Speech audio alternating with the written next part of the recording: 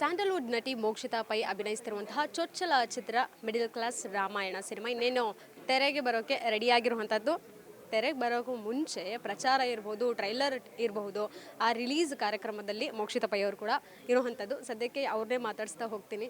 ಮೋಕ್ಷಿತಾ ಅವರೇ, ಸಿನಿಮಾ ಇರಬಹುದು, ಒಂದು ಡೈಲಾಗ್ಸ್ ಇರಬಹುದು, ಜೊತೆಗೆ ಟೈಟಲ್ ಬಹಳಷ್ಟು ಅಭಿಮಾನಿಗಳಿಗೆಲ್ಲ ಕನೆಕ್ಟ್ ಆಗುವಂಥದ್ದು ನಿಮ್ಮ ಅಭಿನಯದಿಂದ.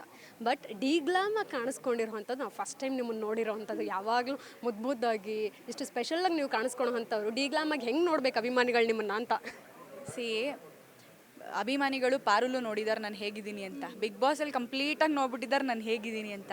ಸೊ ಇದೊಂದು ಡಿ ಗ್ಲಾಮಲ್ಲಿ ಕಾಣಿಸ್ಕೊಳ್ಳೋಣ, ಅದನ್ನು ಹೇಗೆ ತಗೋತಾರೆ ನೋಡೋಣ ಅಂತ. ಏನಂತೀರಾ? ನೀವು ಹೇಳ್ಬಿಟ್ರಲ್ಲ, ಏನಂತೀರಾ? ಪುಷ್ಪ ಡೈಲಾಗು ಏನಂತೀರಾ? ಸೊ ನಾನು ಅಂದ್ಕೊಂಡಿರೋದೇನು ಅಂತಂದರೆ, ಇಲ್ಲಿ ಲುಕ್ಸ್ಗಿಂತ ಆ್ಯಕ್ಟಿಂಗ್ ಮ್ಯಾಟರ್ಸ್ ಅಂತ ಹೇಳಿ ನಾನು ಅಂದ್ಕೊಂಡಿದ್ದೀನಿ. ಸೊ ನನ್ನ ಪರ್ಫಾರ್ಮೆನ್ಸ್ ಏನಿದೆ ಖಂಡಿತ ಅವ್ರಿಗೆ ಇಷ್ಟ ಆಗುತ್ತೆ, ಸಪೋರ್ಟ್ ಮಾಡ್ತಾರೆ. ಈ ಹಿಂದೆ ಸಪೋರ್ಟ್ ಮಾಡಿದಾಗೆ ಈಗಲೂ ಸಪೋರ್ಟ್ ಮಾಡ್ತಾರೆ ಅಂತ ನಂಬಿದ್ದೀನಿ. ಇನ್ನು ಟ್ರೈಲರಲ್ಲಿ ಒಂದು ಡೈಲಾಗ್ ಎಲ್ಲ ನೋಡಿದ್ವಿ ನಾವು. 2 ಡೈಲಾಗ್ ನನಗೆ ಬಹಳಷ್ಟು ಇಷ್ಟ ಆಯಿತು. ಒಂದು, ನನ್ನ ಮಗಳ ಮದುವೆ ಆಗೋದಕ್ಕೆ ಏನು ಯೋಗ್ಯತೆ ಇದೆ ನಿಮಗೆ ಅಂತ ಕೇಳ್ತಾರೆ. ಸೊ ಮೋಕ್ಷಿತ ಅವ್ರ ಮದುವೆ ಆಗೋಕ್ಕೆ ಏನು ಯೋಗ್ಯತೆ ಬೇಕು ಅಂತ, ಏನು ಯೋಗ್ಯತೆ ಇರಬೇಕು ಹುಡುಗನಿಗೆ ರಿಯಲ್ ಲೈಫ್ನಲ್ಲಿ? ಡೌನ್ ಟು ಅರ್ತ್ ಇರಬೇಕು, ನನ್ನ ಕೆಲಸನ ಗೌರವಿಸ್ಬೇಕು,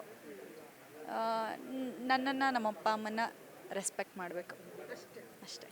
ಏನಾದರೂ ಸಂಬಳ ಇಷ್ಟೇ ಬರಬೇಕು ಅನ್ನೋಂಥ ಡಿಮ್ಯಾಂಡ್ಸು? ಖಂಡಿತ ಇಲ್ಲ. ಯಾಕೆ ನಾನು ದುಡಿತೀನಲ್ಲ. ಸೊ ನನಗೆ ಫೈನಾನ್ಷಿಯಲ್ ಸಪೋರ್ಟ್ ಬೇಡ, ಎಮೋಷ್ನಲ್ ಸಪೋರ್ಟ್ ಬೇಕು. ಇನ್ನು ಒಂದು ವಿಚಾರ ಏನಂದರೆ, ಮದುವೆ ಆದಮೇಲೆ ಹೆಣ್ಮಕ್ಳು ಅದರಲ್ಲೂ ಸಹ ಸಿನಿಮಾ ರಂಗದಲ್ಲಿರುವಂಥವ್ರು ದೂರ ಉಳಿತಾರೆ ಅನ್ನೋಂಥದ್ದು ಕೇಳಿ ಬಂದಿದ್ವಿ. ಅದಾಗಲೇ ಒಂದಷ್ಟು ಹೀರೋಯಿನ್ಸ್ ಈಗಲೂ ಸಹ ಚಾಲ್ತಿಯಲ್ಲಿರುವಂಥದ್ದು, ಇನ್ನೊಂದಷ್ಟು ಜನ ಇರ್ಬೋದು, ಹೀರೋಯಿನ್ಸ್ ಇರ್ಬೋದು, ಫ್ಯಾಮಿಲಿಗೋಸ್ಕರ ಮ್ಯಾನೇಜ್ ಮಾಡೋಕ್ಕಾಗದೆ ಟೈಮ್ ಕೊಡಬೇಕು ಅನ್ನೋಂಥ ಆಸೆ ಅವ್ರಿಗೂ ಕೂಡ ಇರುತ್ತೆ ಗೃಹಿಣಿಯಾಗೆ. ನಿಮ್ಮದು ಅಭಿಪ್ರಾಯ ಯಾವ ರೀತಿ ಅಂತ? Go with the flow. ನಾನು ಯಾವತ್ತೂ ಏನೂ ಅಂದ್ಕೊಂಡಿಲ್ಲ, ಅದು ಹೆಂಗೆ ಬರುತ್ತೆ ಹಂಗೆ ನಡ್ಸ್ಕೊಂಡು ಹೋಗ್ತೀನಿ ಅಷ್ಟೇ. Go with the flow.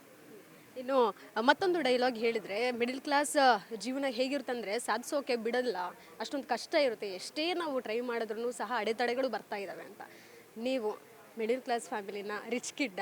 ಅಯ್ಯೋ, ನನ್ನ ಮಿಡಲ್ ಕ್ಲಾಸ್ ನಂದು ಪಕ್ಕ ಮಿಡಲ್ ಕ್ಲಾಸ್ ಫ್ಯಾಮಿಲಿ. ಯಾವ ರಿಚ್ ಕಿಡ್ಡು ಅಲ್ಲ, ಏನೂ ಅಲ್ಲ, ಮಿಡಲ್ ಕ್ಲಾಸ್ ಫ್ಯಾಮಿಲಿ. ಎಲ್ಲ ಥರ ಹರ್ಡಲ್ಸ್ಗಳನ್ನೂ ನೋಡಿಕೊಂಡೇ ಬಂದಿದ್ದೀವಿ ನಾವು. ಸೊ ಹಾಗಾಗಿ ಈ ಸಿನಿಮಾ ಮಿಡಲ್ ಕ್ಲಾಸ್ ರಾಮಾಯಣ ಅಂದ ತಕ್ಷಣ ಅದೊಂಥರ ಕನೆಕ್ಟ್ ಆಯಿತು ನನಗೆ. ಈಗ ನೋಡಿ, ನಮಗೇನೋ ಒಂದು ಆಸೆ ಇರುತ್ತೆ ಲೈಫಲ್ಲಿ, ಅದನ್ನು ಈಡೇರಿಸ್ಬೇಕು ಅನ್ನೋಷ್ಟರೊಳಗೆ ಇಲ್ಲಿ ಇನ್ನೊಂದೇನೋ ಬಂದು ಕೂತಿರುತ್ತೆ. ಇದನ್ನು ಕ್ಲಿಯರ್ ಮಾಡಿಕೊಂಡೇ ನಾವು ಅಲ್ಲಿಗೆ ಹೋಗಬೇಕು. ಆ ಥರದ್ದೆಲ್ಲ ಎಷ್ಟೊಂದು ಆಗಿದೆ.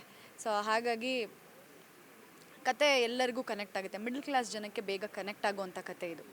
ಈಗ ಇಂಡಸ್ಟ್ರಿಗೆ ಬರಬೇಕಾದ್ರೆ ನೀವು ಸೀರಿಯಲ್ ಮಾಡಿಕೊಂಡು ಬಂದ್ರಿ, ಬಹಳಷ್ಟು ಕಷ್ಟ ಅನುಭವಿಸಿದ್ರ ಅಥವಾ ತುಂಬ ಸುಲಭವಾಗಿ ನಿಮಗೆ ದಾರಿ ಮಾಡಿಕೊಟ್ರ ದೇವರು? ದೇವ್ರ ದಯೆ.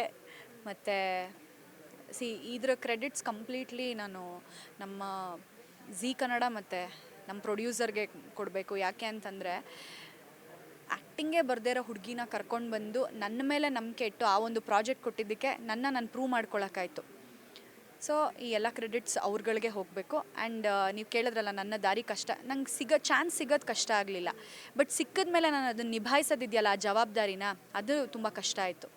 ಸೊ ಯಾಕೆಂದರೆ ನಾನೇ ಶುರು ಮಾಡಿದ್ದೀನಿ, ನಾನೇ ಮುಗಿಸ್ಬೇಕು ಅಂತ ಹೇಳಿ ಅದನ್ನು ಎಷ್ಟೇ ಅಡೆತಡೆಗಳು ಬಂದ್ರೂ ಎಲ್ಲೂ ನಾನು ಬಿಟ್ಕೊಡ್ದೆ ಅದನ್ನು ಕಂಪ್ಲೀಟ್ ಮಾಡಿದ್ದೀನಿ. ಸೊ ಅಲ್ಲಿ ಇದರಲ್ಲಿ ಒಂಚೂರು ಆ ಹಂತದಲ್ಲಿ ಒಂಚೂರು ಕಷ್ಟ ಆಯ್ತು ಅಷ್ಟೇ.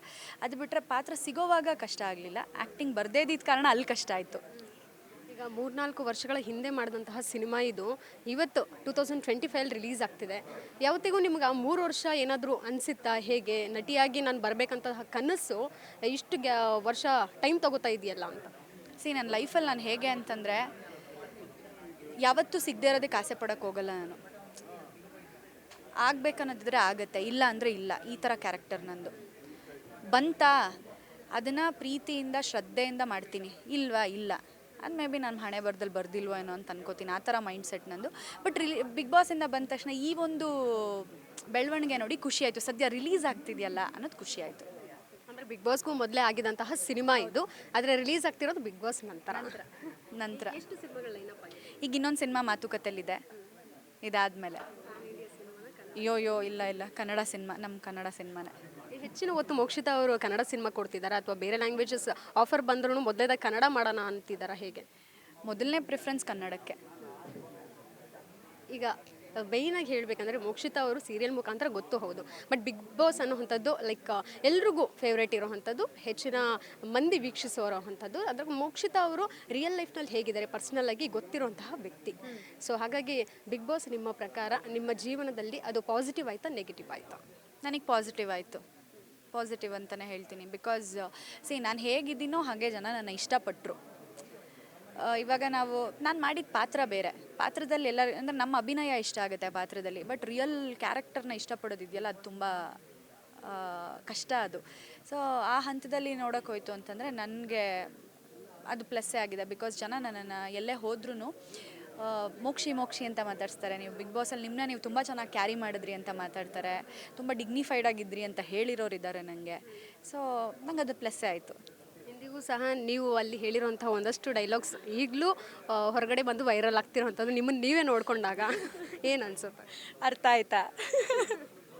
ಹೌದು, ನನಗೆ ಅದನ್ನೆಲ್ಲ ಆಚೆ ಬಂದು ಈಗ ನೋಡಿದಾಗ ನಗು ಬರುತ್ತೆ ನನಗೆ, ಏಷೇ ಅಂತ ಅನಿಸುತ್ತೆ. ನಿಮ್ಮ ಕ್ಯಾರೆಕ್ಟರ್ ನಿಮಗೆ ಲೈಕ್ ಎಷ್ಟು ಲವ್ ಆಯಿತು ನಿಮ್ಮ ಮೇಲೇ ಅಂತ? ಲವ್ ಅಂತೆಲ್ಲ ಏನೂ ಇಲ್ಲ, ನಾನು ಇರೋದೇ ಹೀಗೆ. ಏನೇ ಇದ್ರೂ ನೇರವಾಗಿ ಹೇಳ್ತೀನಿ, ಆಗಲ್ಲ ಅಂದರೆ ಆಗಲ್ಲ ಅಂತ ಹೇಳ್ತೀನಿ. ಅಂದರೆ ಇವಾಗ ನಂಗೆ ಅದು ಮಾಡೋಕ್ಕಾಗಲ್ಲ, ಅದು ಬಿಟ್ಬಿಟ್ಟು ಇವತ್ತು ನಾನು ಹೇಳ್ತೀನಿ ಇನ್ನೊಂದು ದಿನ ಮಾಡೋಣ ಹೀಗೆಲ್ಲ ಹೇಳಲ್ಲ, ನೋ ಆಗಲ್ಲ ಅಂತ ನೇರವಾಗಿ ಹೇಳ್ಬಿಡ್ತೀನಿ. ಅದೇ ಥರ ನಾನು. ಸೊ ಅದು ಲವ್ ಗಿವ್ ಅಂತೆಲ್ಲ ಏನಿಲ್ಲ, ನಾನು ಇರೋದು ಹೀಗೆ, ನಾನು ಹೆಂಗಿದ್ದೀನೋ ಹಾಗೆ ಇದ್ದೆ ಅಲ್ಲಿ ಅಷ್ಟೇ. ಅದು ಜನಕ್ಕೆ ಹೊಸ್ತಾ ಅನಿಸ್ತು. ಆದರೆ ನಾಳೆ ಸುದೀಪ್ ಸರ್ ಬರ್ಡೇ, ಇವತ್ತೇನಾದರೂ ಅವ್ರಿಗೆ ವಿಶ್ ಮಾಡ್ತೀರಾ? Happy birthday Sudeep sir. Sudeep sir next continue ಮಾಡ್ತಾ ಇದ್ದಾರೆ ಬಿಗ್ ಬಾಸ್ನ. ಇವತ್ತು ಮತ್ತೆ ಸುದ್ದಿಗೋಷ್ಠಿ ಮಾಡಿ ಅಧಿಕೃತವಾಗಿ ಒಂದಷ್ಟು ಮಾಹಿತಿ ಕೊಟ್ಟರು. ಜೊತೆಗೆ ಸೆಪ್ಟೆಂಬರ್ 28ನೇ ತಾರೀಕು ಬಿಗ್ ಬಾಸ್ ಟೀಸರ್ ರಿಲೀಸ್ ಆಗ್ತಿರೋವಂಥದ್ದು. ಎಷ್ಟು ಎಕ್ಸ್ಪೆಕ್ಟೇಷನ್ ಇದೆ ಈ ಬಾರಿ ಬಿಗ್ ಬಾಸ್ಗೆ? ಎಕ್ಸ್ಪೆಕ್ಟೇಷನ್ಸ್ ಲಾಸ್ಟ್ ಇಯರ್ಗಿಂತ ಈ ಸಲ ಇನ್ನೂ ಜಾಸ್ತಿನೇ ಇರುತ್ತೆ. ಬಟ್ ಸುದೀಪ್ ಸರೇ ಹೋಸ್ಟ್ ಮಾಡೋಕೆ ಒಪ್ಕೊಂಡ್ರಲ್ಲ, ಅದು ತುಂಬ ಖುಷಿ ಇದೆ. ಬಿಕಾಸ್ ಅದು ಅವ್ರು ಬಿಟ್ಟು ಇನ್ಯಾರೇ ಮಾಡಿದ್ರು ಅದು ಕಳೆ ಕಟ್ಟಲ್ಲ. ಬಿಕಾಸ್ 11 ವರ್ಷ ಅವ್ರನ್ನೇ ನೋಡ್ಕೊಂಡು ಬಂದಿರೋದ್ರಿಂದ, ಹಾಗಾಗಿ ಅವರೇ ಮಾಡ್ತಿರೋದು ಖುಷಿ ಇದೆ. ನಿಮ್ಮ ಸೀಸನ್ ಬೆಸ್ಟ್ ಅಂತೀರಾ, ಅದಕ್ಕೂ ಬೆಸ್ಟ್ ಸೀಸನ್ ಆಗಬಹುದು ಈ ಬಾರಿ ಅಂತ ಹೇಳ್ತೀರಾ? ಅದು ಗೊತ್ತಿಲ್ಲ ನನಗೆ, ಅದು ನೀವುಗಳು ಹೇಳಬೇಕು ನೋಡಿದವರು. ಬಿಕಾಸ್ ನಾನು ಫಸ್ಟ್ ಸೀಸನ್ ಬಿಟ್ಟು ಇನ್ನು ಮಿಕ್ಕಿದ 10 ಸೀಸನ್ಸ್ ನೋಡೇ ಇರಲಿಲ್ಲ, ನಾನು 9 ಸೀಸನ್ಸ್ ನೋಡೇ ಇರಲಿಲ್ಲ. ಆ್ಯಂಡ್ ನನ್ನ ಸೀಸನ್ನು ನಾನು ಬಾಚೆ ಬಂದು ನೋಡೋಕ್ಕಾಗಲಿಲ್ಲ. ಯಾವುದೋ ಕೆಲವೊಂದು ಯಾರು ಹೇಳೋರು ಇದು ಚೆನ್ನಾಗಿತ್ತು ಅದು ಚೆನ್ನಾಗಿತ್ತು ಅಂದಿದ್ದು ಮಾತ್ರ, ಅದು ಯಾವ ಎಪಿಸೋಡು ಅಂತ ಕೇಳಿಕೊಂಡು ಅದಷ್ಟೇ ಕ್ಲಿಪ್ಪಿಂಗ್ ಮಾತ್ರ ನೋಡಿರೋದಿದೆ ನಾನು. ಅದು ಬಿಟ್ಬಿಟ್ಟು ಫುಲ್ಲೆಲ್ಲ ನೋಡಿಲ್ಲ. ಸೊ ಹಾಗಾಗಿ ಏನೂ ಹೇಳೋಕ್ಕಾಗಲ್ಲ. ನೀವು ಬಿಗ್ ಬಾಸ್ ಕಂಟೆಸ್ಟೆಂಟ್ ಆಗಿರೋದ್ರಿಂದ ಈ ಬಾರಿ ಹೋಗುವಂತಹ ಕಂಟೆಸ್ಟೆಂಟ್ಗಳಿಗೆ ಒಂದು ಕಿವಿ ಮಾತು ಹೇಳೋದಾದ್ರೆ? ನೀವು ಹೇಗಿದ್ದೀರೋ ಹಾಗಿರಿ ಅಷ್ಟೇ, ಅದೇ ನಿಮ್ಮನ್ನು ಕರ್ಕೊಂಡು ಹೋಗುತ್ತೆ ಮುಂದಕ್ಕೆ. ಏನೋ ಡ್ರಾಮಾ ಮಾಡೋಕ್ಕೆ ಹೋಗ್ಬಿಡಿ, ಏನೋ ಡ್ರಾಮಾ ಜಾಸ್ತಿ ದಿನ ಮಾಡೋಕ್ಕಾಗಲ್ಲ ಆ ಮನೇಲಿ. ಏನೇ ಡ್ರಾಮಾ ಮಾಡಿದ್ರೂ ಸಿಕ್ಕಾಕೊಂಡ್ಬಿಡ್ತಾರೆ. ಅಂದರೆ ಈ ಸೋಷಿಯಲ್ ಮೀಡಿಯಾ ಕಾಂಟೆಂಟ್ ಎಲ್ಲ ನೋಡ್ಕೊಂಡು ಈ ರೀತಿ ಇದ್ದರೆ ನಾವು ವೈರಲ್ ಆಗ್ತೀವಿ ಅಂತ ಒಂದಷ್ಟು ಮಂದಿ ಮೈಂಡ್ ಸೆಟ್ಟಿಂದ ಹೋಗ್ತಾರೆ. ಅದು ನನಗೆ ಗೊತ್ತಿಲ್ಲ. ಬಟ್ ನೀವು ಅಲ್ಲಿ ಹೆಂಗಿರ್ತೀರೋ ಅದೇ ಮ್ಯಾಟ್ರ್ ಆಗೋದು at the end of the day. ಯಾಕೆಂದರೆ ನಿಮ್ಮನ್ನು ನೋಡೋದಕ್ಕೆ 75 ಕ್ಯಾಮ್ರಾಗಳಿರ್ತವೆ, ಆ ಕ್ಯಾಮ್ರಲೆಲ್ಲ ಸೆರೆ ಆಗುತ್ತೆ. ಸೊ ಎಲ್ಲೂ ನಾಟಕ ಮಾಡೋಕ್ಕಾಗಲ್ಲ ಅಲ್ಲಿ.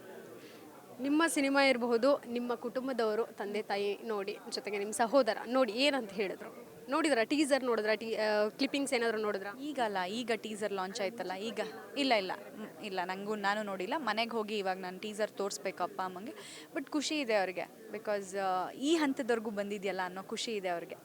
ನಿಮ್ಮ ಬೆಳವಣಿಗೆ ನೋಡಿ ತಂದೆ ತಾಯಿ ಎಷ್ಟು ತೃಪ್ತಿ ಪಟ್ಟಿದ್ದಾರೆ ಅಂತ? ಖುಷಿ ಇರುತ್ತೆ ಖಂಡಿತವಾಗ್ಲೂ, ತೃಪ್ತಿ ಅನ್ನುವಂಥದ್ದು ಎಷ್ಟಿದೆ? ಇನ್ನೂ ಸಾಧಿಸ್ಬೇಕು ಮಗಳು ಅನ್ನುವಂಥದ್ದು ಇದೆಯಾ ಹೇಗೆ? ದೇ ಆರ್ ಹ್ಯಾಪಿ, ಅವ್ರಿಗೆ ತುಂಬ ಖುಷಿ ಇದೆ. ಯಾಕೆಂದರೆ ನನಗೆ ಇದು ಮಾಡಬೇಕು, ಅಯ್ಯೋ ಇದು ನಂಗೆ ಸಿಗಲಿಲ್ವಲ್ಲ ಅಂತ ನನಗೆ ಅನ್ಸೋದಿಲ್ಲ. ಬಟ್ ನಮ್ಮ ಮನೆಯವ್ರಿಗೆ ಅನಿಸುತ್ತೆ ಅದು. ಆ್ಯಂಡ್ ನಮ್ಮ ಅಪ್ಪ ಅಮ್ಮ ಹೇಗೆ ಅಂತಂದರೆ, ನನ್ನ ಪರ್ಫಾರ್ಮೆನ್ಸ್ ಚೆನ್ನಾಗಿದ್ದರೂ ಹೇಳ್ತಾರೆ, ಚೆನ್ನಾಗಿಲ್ಲ ಅಂದರೂ ಹೇಳ್ತಾರೆ. ಚೆನ್ನಾಗಿಲ್ಲ ಅಂದರೂ ನಂಗೆ ಬಟರ್ ಅಪ್ ಮಾಡಲ್ಲ ಅವರು. ಇದರಲ್ಲಿ ನೀನು ಚೆನ್ನಾಗಿ ಮಾಡಿಲ್ಲ, ಚೆನ್ನಾಗಿಲ್ಲ, ಇದನ್ನು ನೇರವಾಗಿ ಹೇಳ್ತಾರೆ. ಆ್ಯಂಡ್ ನನ್ನ ಫಸ್ಟ್ ಆಡಿಯನ್ಸ್ ಅವರಿಬ್ಬರೇ ಏನೇ ಇದ್ದರೂ ಕರೆಕ್ಟ್ ಮಾಡ್ಕೋಬೇಕಂದ್ರೂ, ಇಲ್ಲ ಸರಿ ಇದೆ ಇದು ಅಂತ ಅನ್ನೋದ್ರು ಅವರಿಬ್ಬರೇ ನಂಗೆ ಗೈಡ್ ಮಾಡ್ತಾರೆ ಏನೇ ಇದ್ರೂ. ಆ್ಯಂಡ್ ಅವ್ರಿಗೆ ಈ ಹಂತದವರೆಗೂ ಬಂದಿರೋದು ವಿತೌಟ್ ಅಂದರೆ ಯಾರ ಸಪೋರ್ಟು ಇಲ್ಲದೆ, ಅಂದರೆ ಜನಗಳ ಸಪೋರ್ಟ್ ಇದ್ದೇ ಇದೆ. ಜನಗಳ ಸಪೋರ್ಟ್ ಇಲ್ಲ ಅಂದರೆ ಇಲ್ಲಿವರೆಗೂ ಬರೋಕ್ಕಾಗ್ತಿಲ್ಲ. ಅದು ಬಿಟ್ಟು ಈ ಪರ್ಟಿಕ್ಯುಲರ್ ಈ ಇಂಡಸ್ಟ್ರಿಲಿ ಯಾರದೇ ಬ್ಯಾಕ್ಗ್ರೌಂಡ್ ಇಲ್ಲದೆ ಇಲ್ಲಿವರೆಗೂ ಬಂದಿರೋದು ಅವ್ರಿಗೆ ಖುಷಿ ಇದೆ. ಮೋಕ್ಷಿತಾ ಅವರಿಗೆ ಇದೇ ಡ್ರೀಮ್ ಹೀರೋ ಜೊತೆ ಇರೋ ಸ್ಕ್ರೀನ್ ಸ್ಪೇಸ್ ಶೇರ್ ಮಾಡಬೇಕು ಅನ್ನೋಂಥದ್ದು ಇದೆಯಾ ಇಲ್ವಾ? ಯಾಕಂದ್ರೆ ನೇರವಾಗಿ ಹೇಳ್ತೀರಾ, ಹಾಗಾಗಿ ಕೇಳ್ತಿದ್ದೀನಿ. ನಂಗೆ ಶಿವಣ್ಣನ ಜೊತೆ ಸಿನಿಮಾ ಮಾಡಬೇಕು ಅಂತ ತುಂಬ ಆಸೆ ಇದೆ. ಗೊತ್ತಿಲ್ಲ ಅದು ಯಾವಾಗ ಈಡೇರುತ್ತೆ ಅಂತ. ಹೀರೋಯಿನ್ ಅಂತಲ್ಲ, ಯಾವುದೇ ಕ್ಯಾರೆಕ್ಟರ್ ಇದ್ರೂ ಪರವಾಗಿಲ್ಲ, ಬಟ್ ಅವ್ರ ಜೊತೆ ಒಂದು ಸ್ಕ್ರೀನ್ ಶೇರ್ ಮಾಡಬೇಕನ್ನೋ ಆಸೆ ಇದೆ ಅಷ್ಟೇ. ಯಾರಾದರೂ ಪ್ರೊಡ್ಯೂಸರ್ ಡೈರೆಕ್ಟರ್ ನೋಡಿದ್ರೆ ಖಂಡಿತವಾಗ್ಲೂ ಇದರ ಅಪ್ರೋಚ್ ಮಾಡ್ತಾರೆ ನಿಮಗೆ. ಹೋಪ್ಸೋ. ಸೊ ಸೆಪ್ಟೆಂಬರ್ 12ನೇ ತಾರೀಕು ಇನ್ನೇನು ಸಿನಿಮಾ ರಿಲೀಸ್ ಆಗ್ತಿದೆ, ಎಷ್ಟು ಎಕ್ಸೈಟ್ ಆಗಿದ್ದೀರಾ? ಥಿಯೇಟರ್ ವಿಸಿಟ್ ಮಾಡ್ತೀರಾ ಹೇಗೆ? ಬೇರೆ ಸಿನಿಮಾಗಳನ್ನ ನಾವು ಕುತ್ಕೊಂಡು ನೋಡ್ತಾ ಇದ್ವಿ, ಇವಾಗ ನಮ್ಮದೇ ಸಿನಿಮಾ ಬೆಳ್ಳಿ ಪರದೆ ಮೇಲೆ ಬರುತ್ತೆ ಅಂತಂದರೆ ಅದೊಂದು ಎಕ್ಸೈಟ್ಮೆಂಟ್ ಇದ್ದೇ ಇರುತ್ತೆ. ಹೇಳ್ತಾರಲ್ಲ ಹೊಟ್ಟೆಲಿ ಚಿಟ್ಟೆ ಬಿಟ್ಟಿರೋ ಫೀಲಿಂಗ್, ಅಥವಾ ಅದು ನನಗೆ ಆಗ್ತಾ ಇದೆ ಈಗ. ಯೂಶ್ವಲಿ ಲವ್ವಲ್ಲಿ ಆಗುತ್ತೆ ಅಂತ ಕೇಳ್ಪಟ್ಟಿದ್ದೀನಿ, ಬಟ್ ನನಗೆ ನನ್ನ ಸಿನಿಮಾಲಿ ಆಗ್ತಾ ಇದೆ ಈ ಫೀಲಿಂಗು. ನೋಡೋಣ, cross fingers. Thank you Mokshitha. So ಇದಿಷ್ಟು ನಟಿ ಮೋಕ್ಷಿತಾ ಪೈ ಅವರ ಮಾತಾಯಿತು. ಕ್ಯಾಮ್ರಾ ಪರ್ಸನ್ ಯುವರಾಜ್ ಜೊತೆಗೆ Keerthi Patil, guarantee news, Bengaluru. Guarantee news, ಸುದ್ದಿ ಖಚಿತ, ನ್ಯಾಯ ನಿಶ್ಚಿತ.